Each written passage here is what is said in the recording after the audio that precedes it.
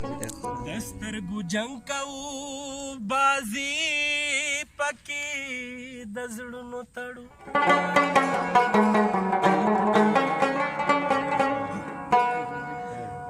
ابي د مونږ د بل انسان د زړه کعبه ورانو خو د الله کعبې ته نیت د ثواب